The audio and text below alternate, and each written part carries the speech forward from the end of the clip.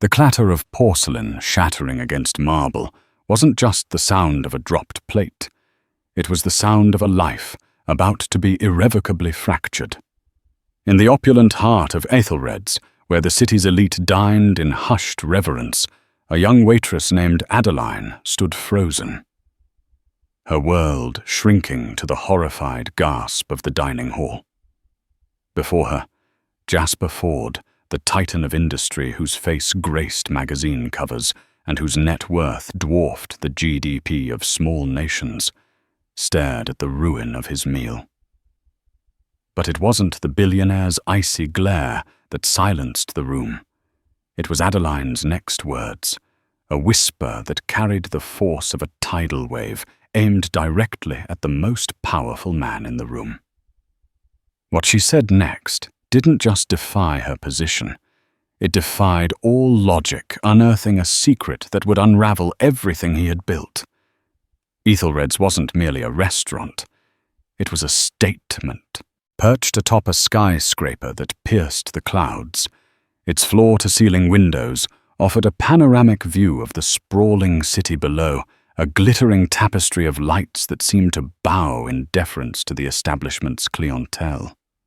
The air within was thick with the scent of money, a subtle blend of expensive perfume, aged leather, and the delicate aroma of haute cuisine.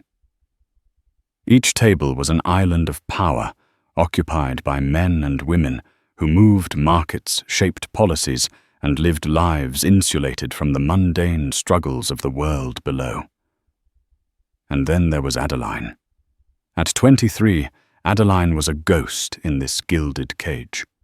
Her uniform, a crisp black dress with a starched white apron, was her cloak of invisibility. She moved with a practiced grace, her steps silent on the plush carpet, her presence as unobtrusive as the soft classical music that drifted from hidden speakers, her face framed by loose strands of honey-blonde hair that had escaped her tight bun, was pretty in a way that was easily overlooked, her soft grey eyes perpetually downcast. She was a master of the silent art of service, refilling water glasses without being asked, clearing plates with a feather-light touch, and anticipating the unspoken needs of the city's most demanding diners. To them, she was not Adeline. She was waitress, miss, or more often than not, nothing at all. She was a pair of hands, a function a necessary but ultimately forgettable part of the seamless experience they paid a small fortune to enjoy. And for the most part, Adeline was content with this anonymity. It was a shield, a way to navigate this world of staggering wealth without feeling the full crushing weight of her own circumstances. Each night after her shift, she would shed her uniform and her invisibility, taking the late-night bus back to a reality that was a universe away from Aethelred's. Her apartment was a cramped fifth-floor walk-up in a part of the city the restaurant's patrons only ever saw from their airplane windows. It was a space defined by its limations, the persistent drip of a leaky faucet, the rattling protest of the old radiator, and the ever-present stack of bills on her small kitchen table. She was the sole provider for her younger sister, a bright, bubbly 16-year-old named Chloe, who was battling a rare form of leukemia. The medical bills were a relentless tide, threatening to pull them both under, and Adeline's job at Aethelred's, with its generous tips from oblivious diners, was their only lifeboat. Tonight, however, was different. Tonight, the gilded cage held its most formidable lion, Jasper Fforde. At 45, Jasper Fforde was a man carved from ambition and success. His face, with its sharp jawline, piercing blue eyes, and a hint of silver at the temples, was a familiar sight on the covers of Forbes and The Economist. He had built a tech empire from the ground up, a sprawling conglomerate with tentacles in every corner of the digital world. His name was synonymous with ruthless innovation and a Midas touch that turned every venture into gold. He was a man who didn't just command respect. He radiated an aura of power that seemed to bend the very air around him. He was dining alone, a rare occurrence that had sent a ripple of nervous energy through the restaurant staff. He sat at the best table, the one in the corner with the most breathtaking view, a table that was usually booked months in advance. But for Jasper Ford, Ethelred's, like most places, made exceptions. He was a study in controlled intensity. His bespoke suit perfectly tailored to his athletic frame, his movements precise and economical. He hadn't looked at the menu, simply ordering the chef's tasting menu and a bottle of wine that cost more than Adeline's monthly rent. Adeline's hands, usually so steady, trembled slightly as she approached his table. She had served powerful people before, politicians, celebrities, old money aristocrats. But Jasper Ford was different. He wasn't just wealthy. He was a force of nature, a man who reshaped the world to his will. She could feel his presence long before she reached the table, a palpable pressure in the air. "Your next course, Mr. Ford," she murmured, her voice barely a whisper. He didn't look up from his tablet, where lines of code and financial projections scrolled in a mesmerizing dance. He simply gave a curt nod, a gesture of dismissal that made Adeline feel smaller than ever. The dish was a work of art, a delicate arrangement of seared scallops, saffron risotto, and a microgreen salad, all meticulously placed on a large, custom-made porcelain plate. It was heavier than the standard restaurant china. And as Adeline leaned forward to place it on the table, a series of unfortunate events conspired against her. A busboy, new and flustered, bumped into her from behind. It was a slight jostle, one she would normally have absorbed with ease. But tonight, her nerves were stretched taut, her grip on the heavy plate already precarious. The porcelain slipped from her trembling fingers, seeming to hang in the air for a heart-stopping moment, a silent tableau of impending disaster. And then it fell. The sound was shockingly loud in the hushed dining room. The plate didn't just break. It exploded, shattering against the polished marble floor with a deafening clatter. Shards of white porcelain skittered across the floor, and the vibrant colors of the scallops and risotto became a grotesque smear at the base of Jasper Ford's expensive Italian shoes. The entire dining hall fell silent. The soft music seemed to die away, the clinking of cutlery and the murmur of conversation ceasing as every eye in the room turned to the scene of the crime. The restaurant manager, a portly, perpetually anxious man named Mr. Harrison, was already rushing over his face a mask of apoplectic horror. Adeline stood frozen, her heart hammering against her ribs like a trapped bird. This was it. The end of her job. The end of the tips that kept her sister alive. She could already feel the cold dread of unemployment, the gnawing fear of the mounting medical bills. Her mind raced a chaotic jumble of apologies and excuses, none of them adequate for the magnitude of her offense. Jasper Ford slowly lifted his head, his gaze finally detaching from the screen of his tablet. His piercing blue eyes, cold and analytical, settled on her. There was no anger in them, no flicker of annoyance. There was something far worse, a complete and utter lack of emotion, the look of a man swatting away a fly. He opened his mouth to speak, and Adeline braced herself for the inevitable tirade, the condescending dismissal that would sever her from her lifeline. But before he could utter a single word, Adeline spoke. Her voice, though quiet, cut through the silence of the dining hall with the precision of a surgeon's scalpel. It was a voice stripped of its earlier timidity, a voice that held a strange and unnerving authority. "The nightshade is late this year, isn't it, Mr. Ford?" The words hung in the air, nonsensical and yet charged with a terrifying significance. The nightshade is late this year. It wasn't an apology. It wasn't a plea for forgiveness. It was a statement of fact delivered with a chilling calmness that was utterly at odds with the situation. It was a secret, a code, a key to a lock no one in that room even knew existed. A collective silent gasp seemed to ripple through the dining hall. The patrons who had been expecting a tearful apology or a swift dismissal were now united in a state of bewildered fascination. They exchanged confused glances, their hushed whispers now replaced by an intrigued silence. They were no longer just diners. They were an audience, and the drama unfolding before them was far more captivating than any dish Ethelred's could offer.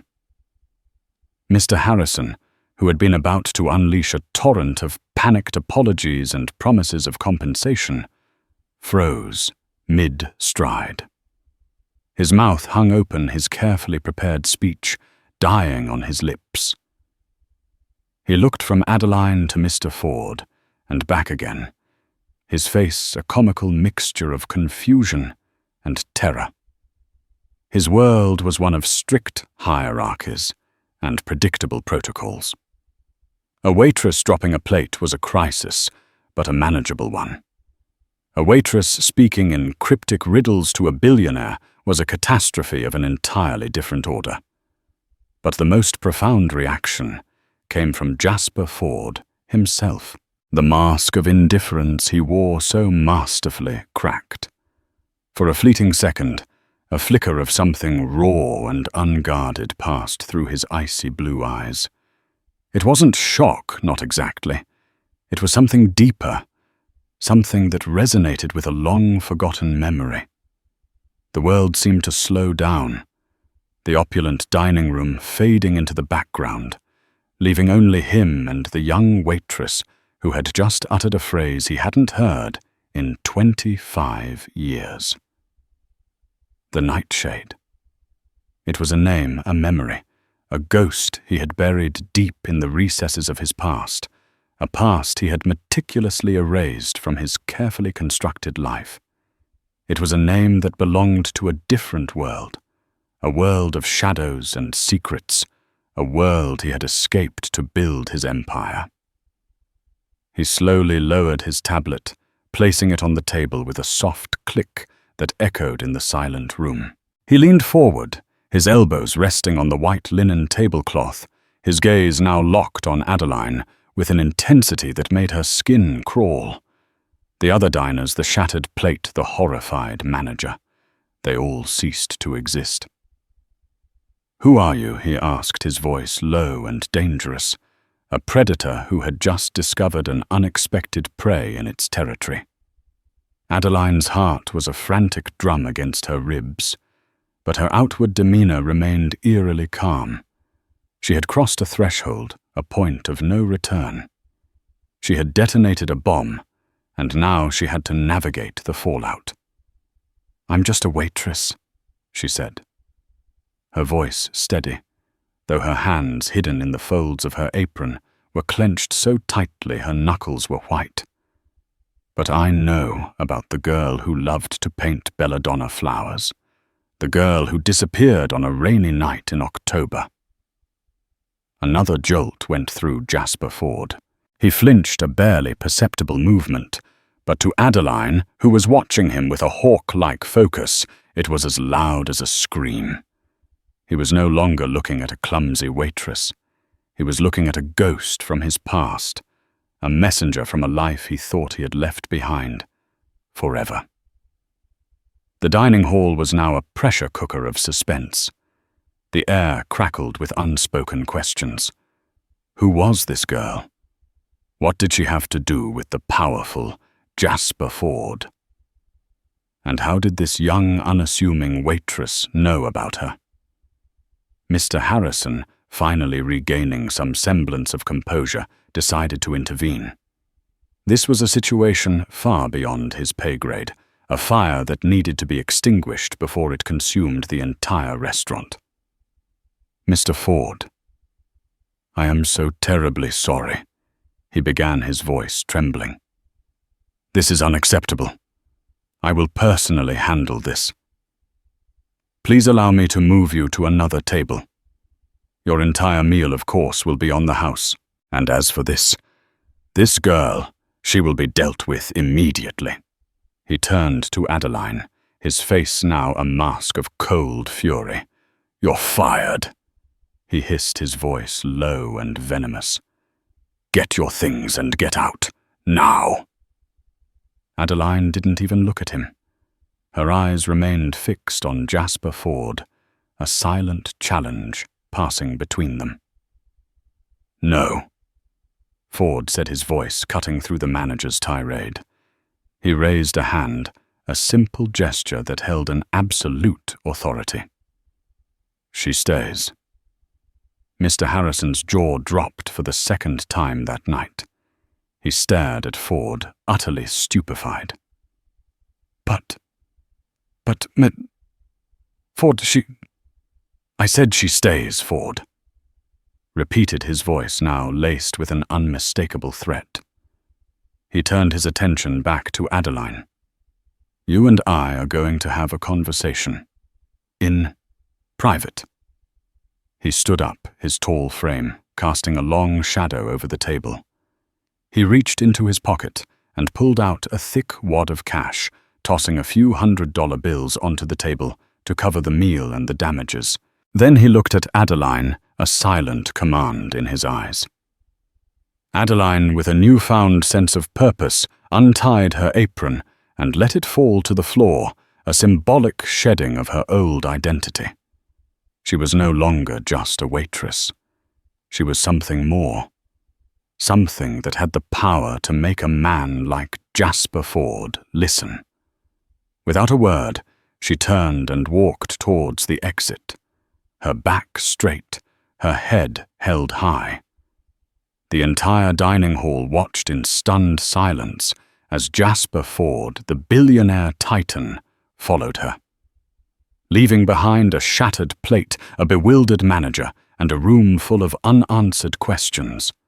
The invisible girl had just made herself seen, and in doing so, she had set in motion a chain of events that would change everything. The whisper had broken the silence, and now the storm was about to break. The private elevator at Ethelred's was a small gilded cage, a mirrored box that reflected the tense silence between its two occupants. As they ascended to the penthouse suite, a space reserved for the most exclusive of guests, the city lights blurred into streaks of gold and silver through the glass walls.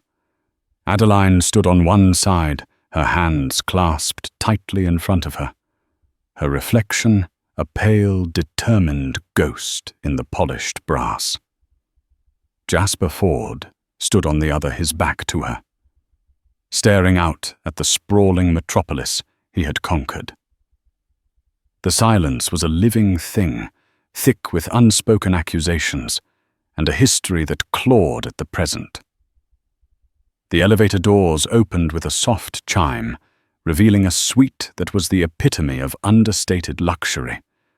A vast living area with minimalist furniture, a grand piano in the corner, and a floor-to-ceiling fireplace that was currently dormant. The air were cool and sterile, a stark contrast to the chaotic energy of the dining hall below. Ford walked to the bar, a sleek black marble affair, and poured himself a glass of whiskey, the amber liquid catching the light. He didn't offer one to Adeline.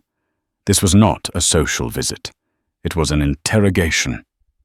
He turned to face her, his blue eyes cold and probing.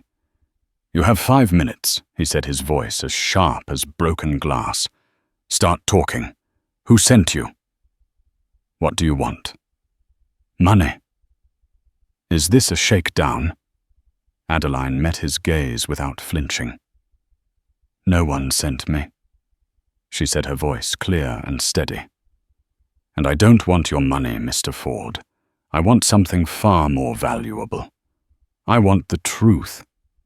A humorless smile touched Ford's lips. The truth, an admirable, if naive, pursuit. The truth is a commodity, young lady, and like all commodities, it has a price. What makes you think you can afford it? Because I already know half of it, she retorted, taking a step forward. I know about the nightshade. Not the flower, the girl. The artist. The one you left behind. Ford's hand tightened around his glass.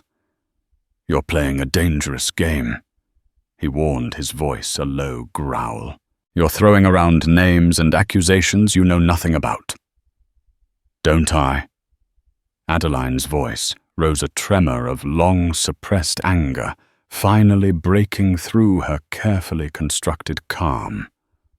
I know she was your partner. Not in business, not in the way your glossy biographies describe. You were partners in a different kind of venture, a more illicit one. You were hackers, the best in the city. You called yourselves Nyx and Erebus, rulers of the night. You weren't just building a tech empire, you were breaking into them. Ford's face was a mask of stone, but a muscle twitched in his jaw. She had hit a nerve, a deep-buried one. The story of his rise to power was a carefully curated narrative, a tale of a brilliant college dropout who built $1 billion company from his garage. There was no mention of a partner, no hint of a shadowy past. You stole data, proprietary, code, anything that could give you an edge. Adeline continued, her voice relentless. The nightshade, that was her signature. She'd leave behind a digital image of a belladonna flower, a beautiful but deadly calling card.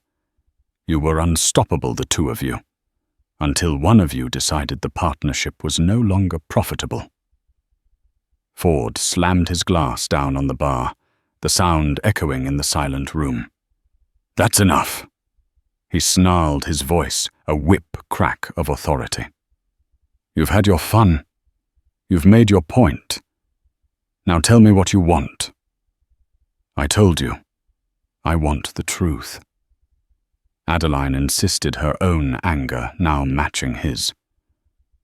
I want to know what happened to her. What happened to my mother? The words dropped into the silence like a stone into a still pond. The ripples spreading outwards, shattering the fragile composure of the powerful man before her. Jasper Ford stared at her, his face draining of color. The arrogance and the anger replaced by a look of stunned disbelief. Your mother, he whispered, the words barely audible. Yes, Adeline said, her voice thick with emotion. The nightshade, the girl who loved to paint belladonna flowers. Her name was Evelyn, and you were the last person to see her alive. The fortress that was Jasper Ford, the impenetrable facade he had built around himself for 25 years, began to crumble. The past he had so ruthlessly buried had just shown up at his door with his daughter's eyes and a thirst for vengeance. He sank into one of the plush armchairs, his body suddenly heavy, his mind reeling. He looked at Adeline, truly looked at her for the first time, and he could see it. The ghost of Evelyn in the defiant tilt of her chin, the fierce intelligence in her grey eyes. It wasn't like that, he said, his voice hoarse. You don't understand. Then make me understand. Adeline shot back, her hands clenched at her sides. Tell me why my mother disappeared without a trace. Tell me why I grew up in foster care, thinking she had abandoned me. Tell me why the last trace of her existence is a cryptic phrase about a flower being late. The room was thick with the weight of unanswered questions, the ghosts of the past now demanding their due. The power dynamic had shifted completely.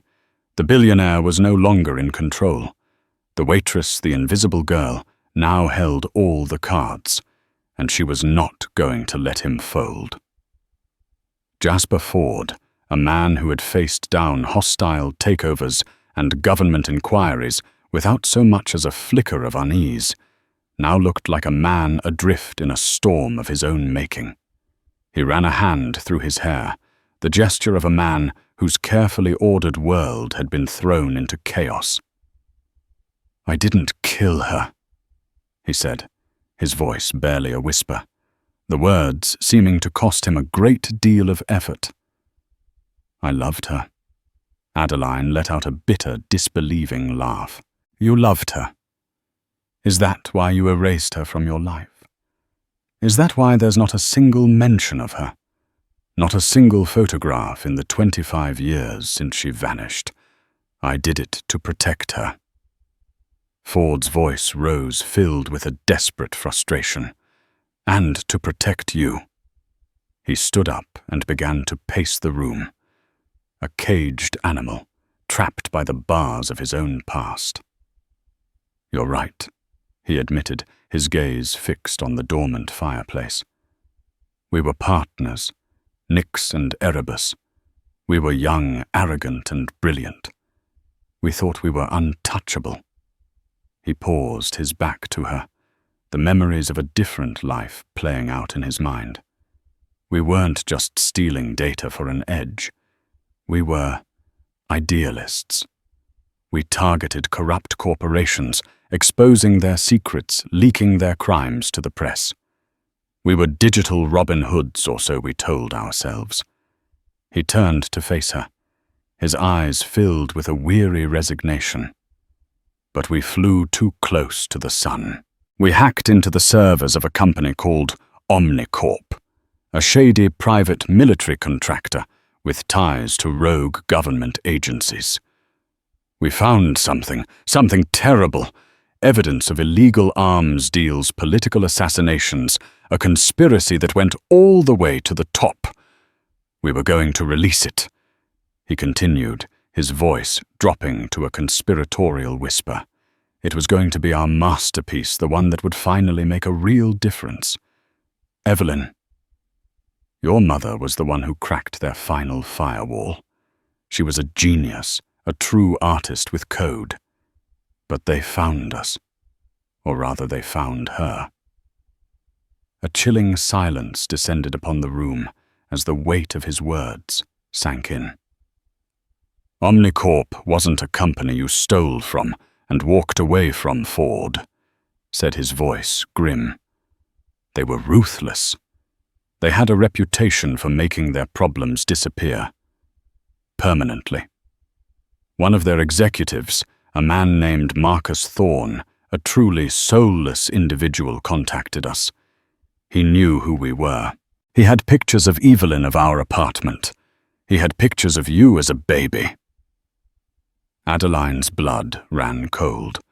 The story she had constructed in her mind, a story of betrayal and abandonment, was beginning to fracture, replaced by a far more terrifying reality. "Thorne gave us an ultimatum." Ford went on, his voice hoarse with the memory. "We were to hand over all the data we had stolen, and we were to disappear.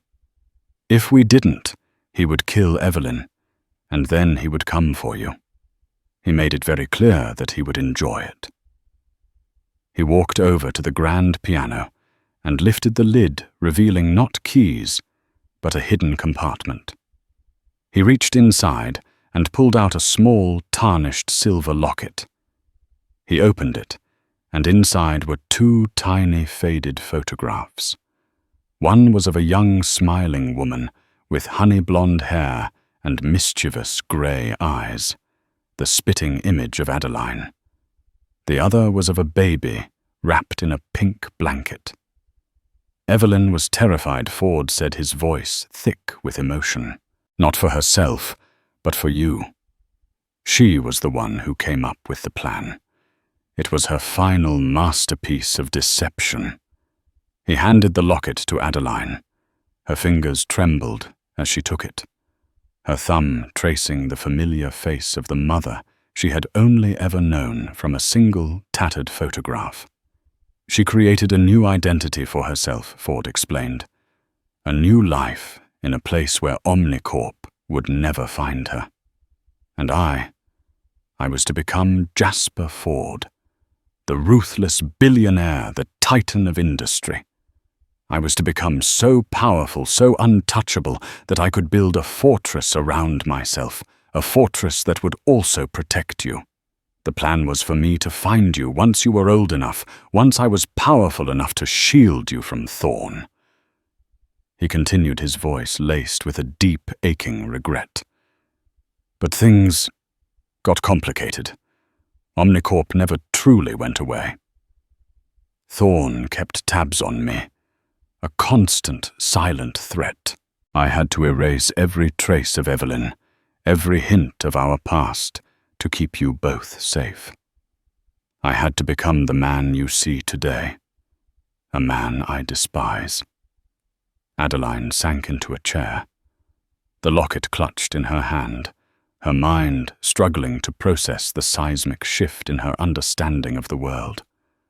Her mother wasn't a victim of a heartless lover. She was a hero, a woman who had sacrificed everything to save her child. And the man she had hated for so long, the man she had blamed for her mother's disappearance, was not a villain. He was a guardian, a silent protector who had worn a mask of ruthless ambition to shield her from a danger she never knew existed. The nightshade, she whispered the cryptic phrase, suddenly making a new heartbreaking kind of sense. It was our code, Ford confirmed, a sad smile touching his lips. Our fail-safe.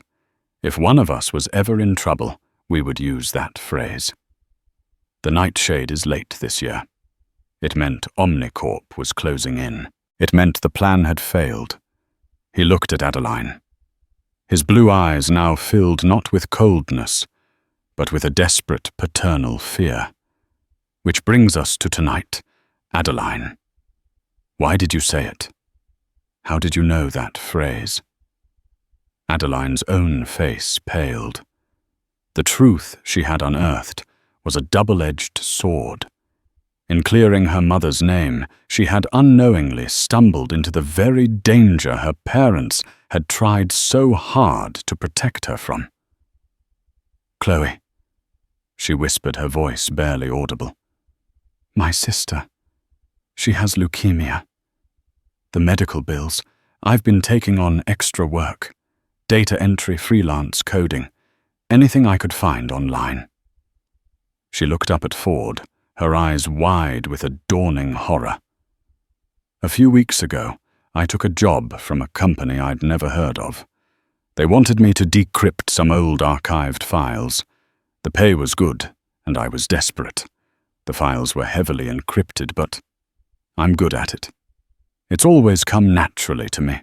She paused, the pieces of the puzzle clicking into place with a sickening finality. The company was called Omnicorp. The name Omnicorp hung in the air of the penthouse suite like a death sentence. The sterile, luxurious space suddenly felt like a trap, the floor-to-ceiling windows no longer offering a view of a conquered city, but a chilling reminder of their vulnerability. Jasper Ford's face, which had softened with the pain of his confession, now hardened into a mask of cold fury. But this time the fury was not directed at Adeline. It was aimed at the ghost that had haunted him for a quarter of a century, a ghost that was now threatening to consume his daughter. Thorn. He growled the name, a curse on his lips. He's been playing a long game. He didn't just keep tabs on me. He's been watching you. He began to pace again. His mind, the same mind that could navigate the treacherous currents of global finance, now racing to find a way out of this new, far more personal crisis. It wasn't a random job, Adeline. It was a test. He was testing you, seeing if you had inherited your mother's gift. And you did. You decrypted the files, you rang the dinner bell, and now he's coming for you. Adeline felt a wave of nausea wash over her. Her desperation to save her sister had led her straight into the jaws of the wolf. The files. They were old financial records, shipping manifests. Nothing that seemed important. To you, maybe, Ford said grimly. But to Thorn, they were a loose end. a piece of the puzzle that could still connect Omnicorp to their dirty work. And now he knows there's someone out there who can read their secrets, someone with Evelyn's blood in her veins. The true terrifying nature of her situation began to dawn on Adeline. She had thought the greatest danger she faced was poverty, the crushing weight of her sister's medical bills. But now she was facing a far more lethal threat, a faceless, powerful enemy who had already made her mother disappear. "What do we do?" she asked, her voice trembling.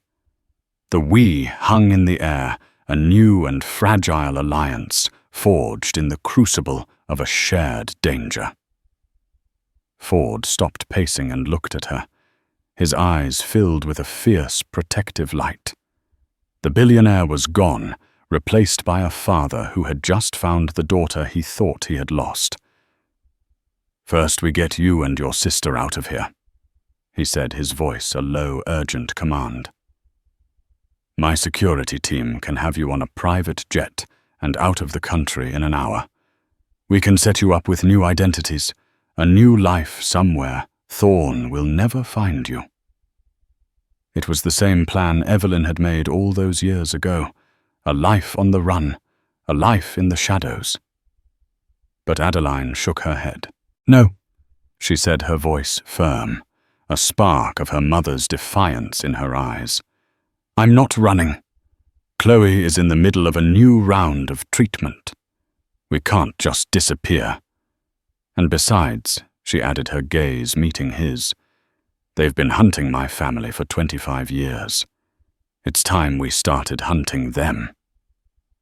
Ford stared at her, a mixture of pride and terror in his eyes. She was Evelyn's daughter through and through, brave, reckless, and brilliant. "This isn't a game, Adeline," he warned. "Thorn is a monster. He has unlimited resources, and he operates outside the law." "And you're Jasper Ford," she countered, a steely resolve in her voice. "You have your own resources, an army of lawyers, security experts, and if what you told me is true, a skill set that has been dormant for far too long." A slow, dangerous smile spread across Ford's face. It was a smile she hadn't seen before, a smile that belonged not to the polished CEO but to Erebus, the king of the digital underworld. "It seems I have," he admitted, his blue eyes now gleaming with a renewed sense of purpose. "Thorn made one mistake. He thought he was hunting a ghost and her daughter. He doesn't know that Nyx and Erebus are back in the game." The atmosphere in the room shifted. The fear and confusion were replaced by a tense, electric energy. A plan began to form, a desperate, audacious gamble to turn the tables on their pursuer. "First things first," Ford said. "All business now." "Chloe." "Where is she? City General Hospital Oncology Ward," Adeline replied. Ford was already on his phone, his voice low and commanding as he spoke to his head of security, a man named Gavin. "I need a full security detail at City General Oncology Ward. Unmarked vehicles, plainclothes agents. I want them to be ghosts. No one sees them. No one knows they're there. And I want a medical team on standby for immediate patient transfer. The best. Money is no object." He hung up and looked at Adeline. "They'll be there in 20 minutes. Chloe will be safe." Next, he turned to his computer, his fingers flying across the keyboard with a speed and precision that was mesmerizing. Lines of code filled the screen, a language Adeline understood fluently. "Thorn thinks he's in the shadows," Ford said, his eyes narrowed in concentration. "It's time we turned on the lights." He was diving back into the world he had left behind, the world of backdoors, firewalls, and encrypted data streams. He was hunting for Thorn, for any digital footprint, any vulnerability he could exploit. Adeline pulled up a chair beside him, her own laptop open. He contacted me through a shell corporation.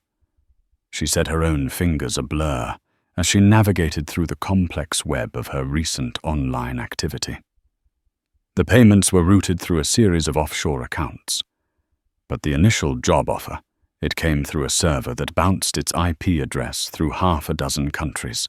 But there was a flicker, a millisecond of a data lag as it routed through a server in Zurich.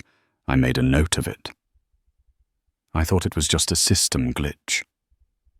Ford looked at her, a newfound respect in his eyes. A system glitch, he murmured. Evelyn used to call them digital breadcrumbs. Show me. For the next few hours, the penthouse suite was transformed into a war room. Father and daughter, united by a shared past and a common enemy, worked side by side, their combined genius a formidable weapon. They were no longer the Billionaire and the Waitress. They were Nyx and Erebus reborn. They followed the digital breadcrumbs, peeling back the layers of Thorne's carefully constructed anonymity. They hacked into Swiss bank records, rerouted satellite surveillance, and unleashed a wave of sophisticated malware that targeted Omnicorp's internal servers. And then they found it. A hidden file buried deep within Omnicorp's network, protected by a level of encryption that would have been unbreakable to anyone but them. It was a kill order. Not for Adeline, but for Chloe. It was scheduled for the next morning. Thorne wasn't just planning to eliminate a threat. He was planning to punish Adeline for her audacity to break her spirit before he destroyed her. A cold, primal rage, the likes of which he had not felt in 25 years, rose in Jasper Ford. This was no longer about the past. This was about the future. It was about his granddaughter, a girl he had never even met.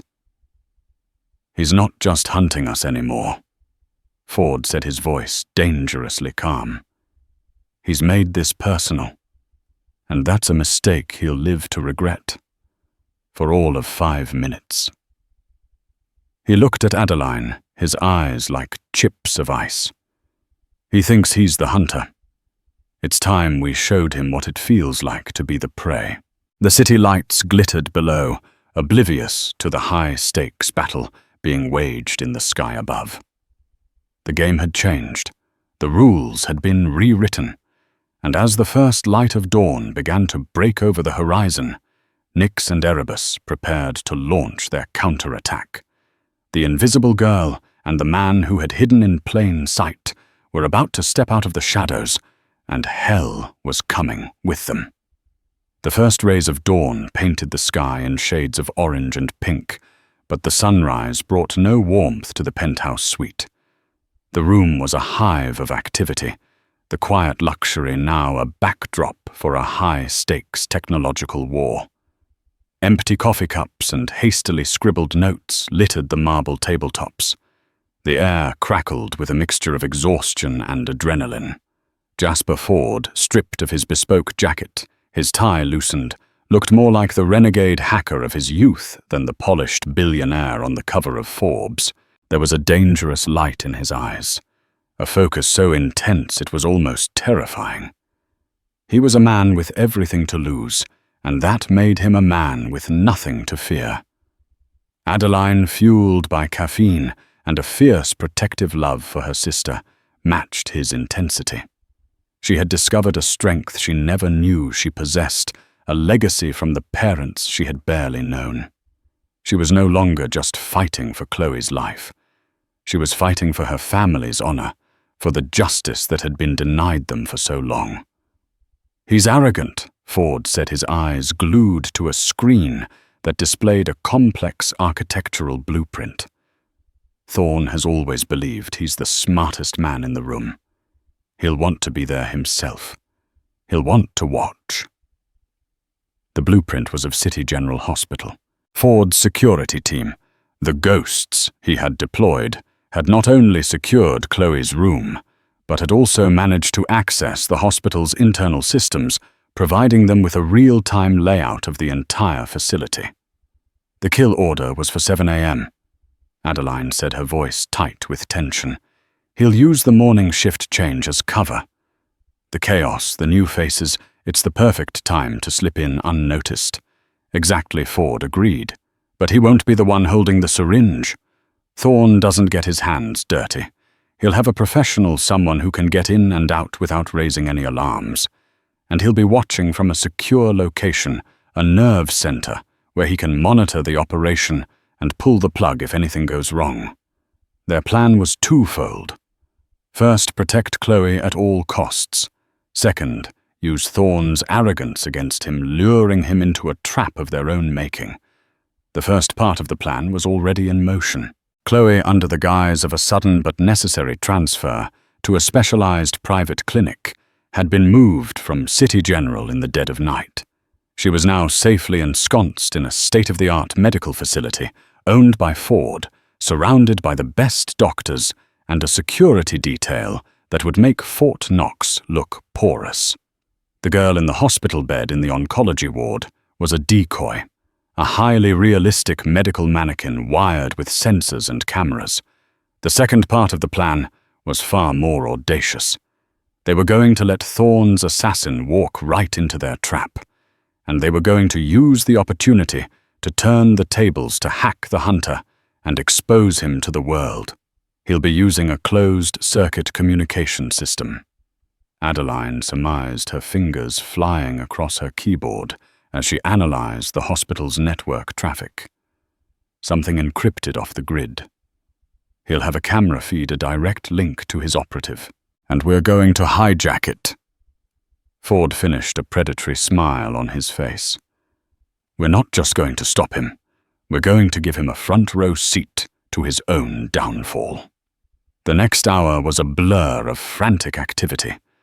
Ford coordinated with his security team on the ground, his voice a calm, authoritative presence in their earpieces. He directed the placement of hidden cameras, the creation of digital tripwires, and the strategic positioning of his agents. Adeline, meanwhile, was engaged in a digital duel with Thorne's security protocols. It was a delicate dance, a game of cat and mouse played out in lines of code. She had to bypass his firewalls, decrypt his communication channels, and insert their own surveillance software without tipping him off. It was like trying to disarm a bomb while it was still ticking. At 6:45 a.m., they got a break. A new device logged onto the hospital's guest Wi-Fi network, a seemingly innocuous tablet belonging to a visitor. But Adeline, who was monitoring every bit of data that flowed through the network, saw it for what it was: a Trojan horse. It was Thorne's assassin, logging in to receive his final instructions. "I'm in," she whispered, her heart pounding. She had piggybacked on the assassin's connection, a digital ghost in his machine. She now had access to his communications, his camera feed, everything. Thorne's nerve center, Ford, commanded his eyes fixed on a screen that was now displaying a distorted video feed from the assassin's hidden camera. "Find him!" Adeline worked feverishly, tracing the signal back through a labyrinth of proxy servers and encrypted relays. It was a global goose chase, bouncing from a server in Iceland to a satellite over the Pacific, before finally resolving to a single, fixed location. "Got him," she announced, a triumphant gleam in her eyes. "A penthouse suite, at the top of the Omnicorp Tower downtown." Ford's smile was chilling. "Of course," he said. "The hubris. He's going to watch it all go down from his own throne room." He turned his attention back to his own screen, where he was now pulling up the blueprints for the Omnicorp Tower. "Gavin," he said into his earpiece, "change of plans. I want a team at the Omnicorp Tower, full tactical gear. They are to await my signal, and they are to be prepared for heavy resistance." The trap was set. The pieces were in place. All they had to do now was wait. The video feed from the assassin's camera showed him moving through the hospital corridors, disguised as a male nurse. He was calm, professional, his movements efficient and purposeful. He reached the oncology ward, nodding to the real nurses, his presence unremarkable. He entered Chloe's room. The decoy mannequin lay still in the bed, a perfect imitation of a sleeping teenager. The assassin approached the bed, pulling a syringe from his pocket. In the Omnicorp tower, Marcus Thorne watched on a massive screen, a glass of champagne in his hand, a smug, satisfied smile on his face. He was about to extinguish the last embers of a fire that had been smoldering for 25 years. And in the penthouse suite of Ethelred's Jasper Ford, and Adeline watched him watch. Now Ford whispered into his microphone. On the screen in Thorne's office, the image of the sleeping girl in the hospital bed suddenly flickered. It was replaced by a live feed of Thorne himself, sitting in his office, champagne in hand. Thorne's smile vanished, replaced by a look of stunned disbelief. He stared at his own image, the reflection of his smug satisfaction, now a damning indictment. Then a new face appeared on the screen, a face he had not seen in 25 years, but one that had haunted his dreams. It was a younger Jasper Ford, a digital ghost from the past, his eyes burning with a cold, righteous fury. "Hello, Marcus," the image of the young Ford, said his voice echoing through the silent office. "It's been a long time. Did you miss me?" The screen split now, showing not just Thorne's office, but dozens of other feeds, newsrooms, federal agencies, the trading floor of the stock exchange. The private screening had just become a global broadcast, and then the final piece of the trap was sprung. The data that Nix and Erebus had stolen from Omnicorp all those years ago, the evidence of illegal arms deals and political assassinations, began to scroll across the screen, a torrent of irrefutable proof of Thorne's crimes. The hunter had just walked into a cage of his own making, and the whole world was watching. In the Omnicorp tower, Marcus Thorne's world shattered. The smug reflection on his massive screen was replaced by a live feed of his own shocked face, broadcast for the world to see. The champagne flute slipped from his fingers. This wasn't a private victory. It was a public execution. He scrambled to cut the feed to regain control, but his frantic commands were useless. He was a prisoner in his own digital fortress. Erebus had returned and seized the kingdom. From the Ethelred's penthouse, Ford and Adeline watched the tyrant's downfall. "He's trying to wipe the servers," Adeline reported, her fingers a blur. "But he's locked out. I'm making copies. Lots of them." A grim smile touched Ford's lips. "Good girl." Now for the grand finale. With a few keystrokes, he initiated the final attack. The screen behind Thorne, visible to every newsroom and federal agency, now watching, filled with a new file, the kill order for Chloe. Her name, her medical records. The cold, bureaucratic language detailing her planned murder. It was all there, an irrefutable testament to Thorne's monstrosity. In the hospital, the assassin, syringe in hand, froze as his own tablet displayed the damning evidence. He looked from the screen to the decoy in the bed, realizing he'd walked into an elaborate trap. The door burst open, and Ford's agents swarmed in. A professional who knew when the game was lost, the assassin surrendered without a fight. The distant wail of sirens grew louder, closing in on the Omnicorp tower. The game was over. But a cornered animal is at its most dangerous. With a snarl of defiance, Thorne slammed a hidden switch. A heavy steel blast door sealed his office, and a red timer appeared on his screen, counting down from 5 minutes. "What is he doing?" Adeline cried. Ford's face went white with horror. He knew the protocol. The self-destruct. A thermite charge in the server room. He's going to incinerate the entire floor. He grabbed his comms unit. Gavin abort.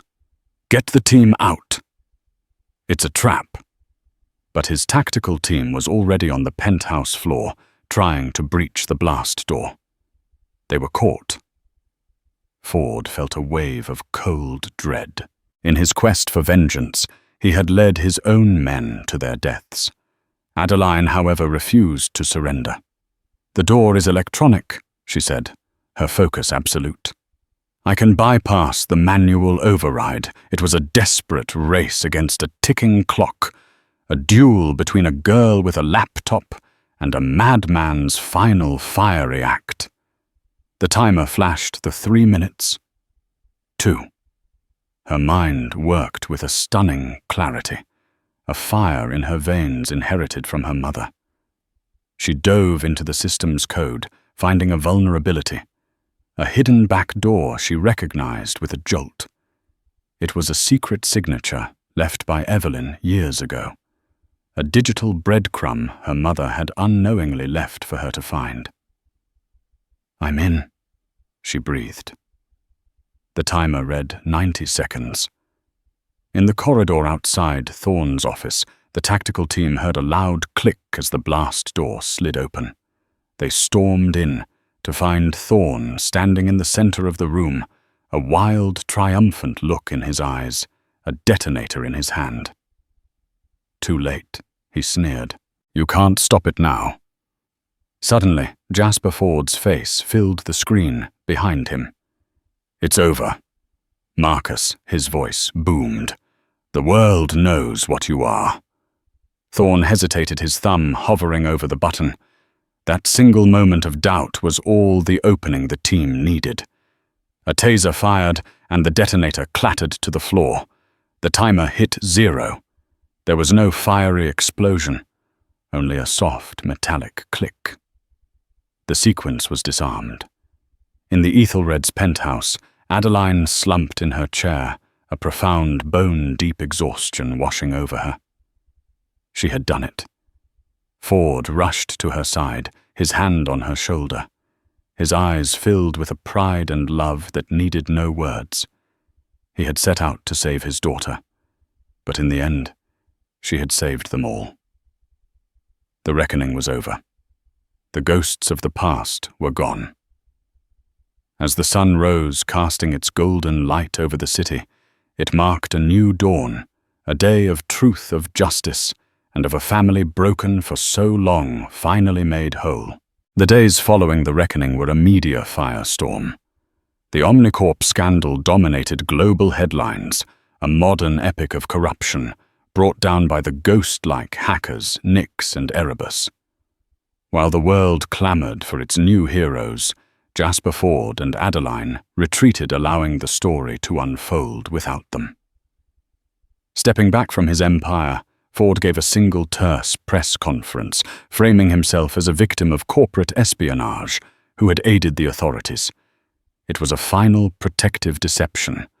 Marcus Thorne, stripped of his dignity and power, faced a lifetime behind bars, his empire in ruins.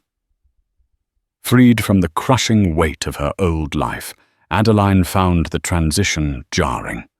The constant struggle for survival had been her identity for so long that its absence left a void. The 5th floor walk-up was gone, replaced by a sunlit apartment, and Chloe, responding well to world-class medical care, was on the road to a full recovery, delighted to discover her quiet sister was a superhero.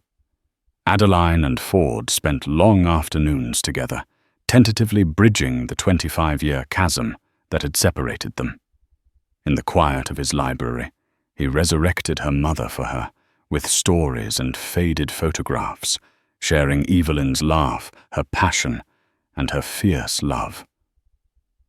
Adeline, in turn, shared the details of her own life, the struggles and the quiet bond with Chloe. They were two survivors, haunted by the same ghosts, slowly learning to be family. One afternoon, Ford handed her a gift, the finest paints and canvases along with a brochure for the nation's top art school. "Your mother would have wanted you to follow your dreams," he said, his voice thick with unspoken emotion.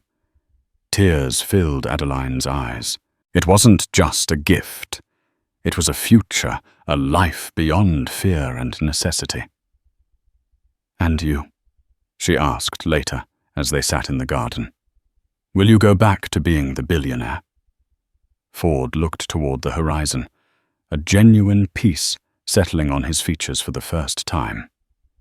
"Jasper Ford was a fortress," he said softly. "I don't need it anymore. It's time for Erebus to retire and for Jasper to finally learn how to be a father. And a grandfather." The invisible girl had found her future.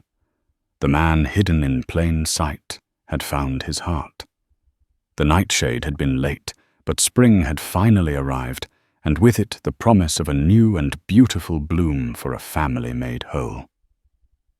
The story of Adeline and Jasper Ford is a powerful reminder that heroes can be found in the most unexpected of places, in a quiet waitress with a fire in her heart, in a billionaire haunted by his past. It's a story about the enduring power of family, the courage to fight for the truth, and the incredible things that can happen when the invisible find their voice.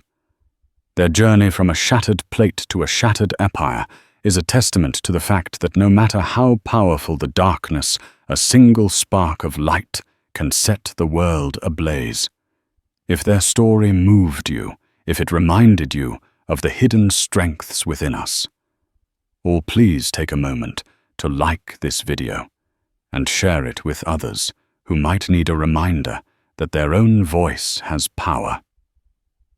Don't forget to subscribe to our channel for more real-life dramas that will shock, inspire, and stay with you long after the screen goes dark. Click that notification bell so you never miss a story. Thank you for listening.